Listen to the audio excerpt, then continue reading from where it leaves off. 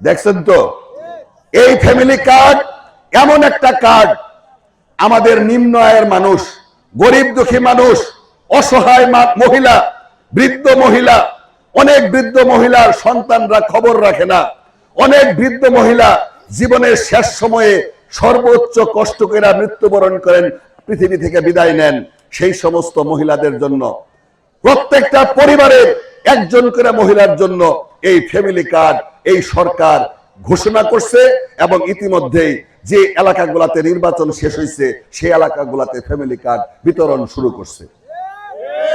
আপনাদের কোনো আত্মীয় স্বজন যদি ঢাকার 17 আসনে থাকে, তাদের কাছে জিজ্ঞাসা করবেন, তারা ইতিমধ্যে ফ্যামিলি কার্ডও পাইছে, এবং 2500 করে টাকা ইতিমধ্যে প্রথম মাসের টাকাও তারা পেয়ে গেছে। এই হলো ফ্যামিলি কার্ড। এই ফ্যামিলি কার্ড আজকে মহিলাদের ভিতরে ব্যাপক সাড়া জাগছে।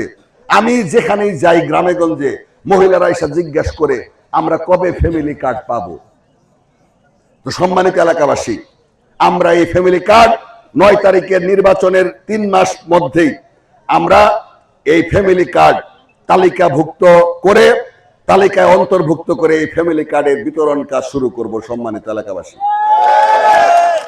সম্মানিত এলাকাবাসী, আমাদের এই নলকোড়া ইউনিয়ন গরিব ইউনিয়ন, এই নলকোড়া ইউনিয়ন বিএনপির ঘাঁটি। এই নলকোড়া ইউনিয়ন বিএনপির ঘাঁটি হওয়ার কারণে বিগত সময়ে যে সরকার ক্ষমতায় ছিল, এই সরকার নলকোড়া ইউনিয়নের উন্নয়নের দিকে তারা তাকায় নাই। আমরা 17 বছর পলাতক ছিলাম।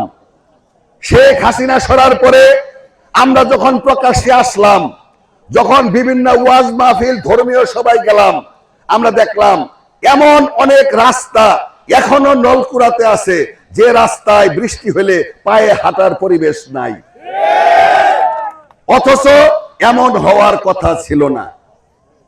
আমরা যদি নলকুড়ার পাশে কানসার দিকে তাকাই, আমরা যদি ধানশালের দিকে তাকাই, আমার মনে হয় এই নলকুড়া ইউনিয়নের সঙ্গে লাগা ইউনিয়ন আমরা যদি কম্পেয়ার করি, পার্থক্য করি, আমরা লক্ষ্য করব কানসার ধানশালের চাইতে অবহেলিত নলকুড়া। ঠিক কিনা? আমি আমার কথায় হয়তোবা কানসা ধানশালের মানুষ রাগ করতে পারে, কিন্তু আমি এলাকা ঘুরি, আমরা বিএনপি যারা করি আমরা মাঠে ময়দানে ঘুরি।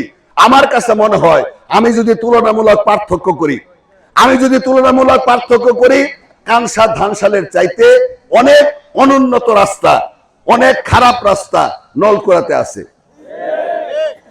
আমার কাছে মনে হয় এই নলকুড়া এত অবহেলিত হওয়ার কি কারণ? এর অন্যতম কারণ, নলকুড়ার নাম শুনলে মানুষ মনে করে এই এলাকা বিএনপির এলাকা। আমাদের পূর্বের বক্তা বলছে, আসলে যারা এমপি হন, চেয়ারম্যান হন, তারা সকলেই যে এলাকায় বেশি ভোট পায়, যে এলাকায় বেশি ভোট পায়, বেশি সমর্থন, ওই এলাকায় কিন্তু মানুষ আন্তরিকতা থাকে, বেশি কাজ করে। যে এলাকায় ভোট কম পায় সে এলাকায় কিন্তু কম কাজ করে। কারণ বাংলাদেশটা গরিব দেশ, একবারে সমানভাবে আনুপাতিক হারে কাজ করা কারো দ্বারাই সম্ভব না। সেই জন্য আমার মনে হয় 17 বছর যাবৎ এই নলকুড়া পিছায় আছে। সম্মানিত এলাকাবাসী, আজকে দীর্ঘদিন পরে আল্লাহর রহমতে একটা সুযোগ আসছে। আজকে দীর্ঘদিন পরে আল্লাহর রহমতে একজন মানুষের যে চাওয়া পাওয়া আল্লাহ তা পূরণ করছে, জনাব তারেক রহমানকে প্রধানমন্ত্রী কইরা। দীর্ঘদিন পরে নলকুড়া মানুষের যে চাওয়া বিএনপি ক্ষমতায় যাক, এটা আল্লাহ এবার এই 12 তারিখে পূরণ করছে। ঠিক না?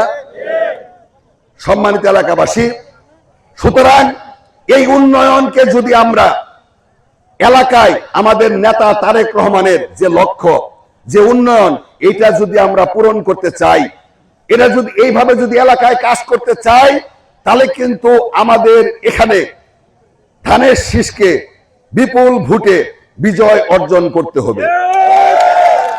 সম্মানিত এলাকাবাসী, আমি এমপি হব এটা বড় কথা না। আমি এমপি, আমার এমপি বানাবেন ভোট দিয়া, আমি এমপি হব, এটা আমার কাছে এই মুহূর্তে খুব একটা গুরুত্বপূর্ণ না। বিএনপি সরকার গঠন করছে, প্রধানমন্ত্রী তারেক রহমান হয়েছে, 200-র বেশি আসন পাইছে। আমরা বিএনপি যারা আছি আলহামদুলিল্লাহ ভালো থাকি, কিন্তু এলাকার উন্নয়ন যদি করতে চান, এলাকার অসমাপ্ত কাজ যদি করতে চান, 17 বছরের অসমাপ্ত কাজ 5 বছরে যদি করতে চান, তাহলে এলাকায় তারেক রহমানের প্রতীক, তারেক রহমানের প্রতিনিধি সর্বোচ্চ ভোট যদি না পায়, বিরোধী দল যদি আসে, তাহলে কিন্তু উন্নয়ন করা সম্ভব না। ভাইয়েরা আমার, বিরোধী দল আমাদের বাদশা ভাই ছিল উপজেলা চেয়ারম্যান, ঠিক না?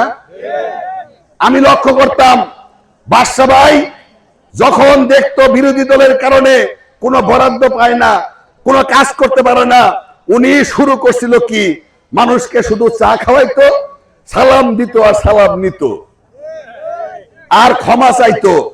আমি কাজ করতে পারি না বিরোধী দল, ঠিক কিনা? আপনাদের সামনে সাক্ষী।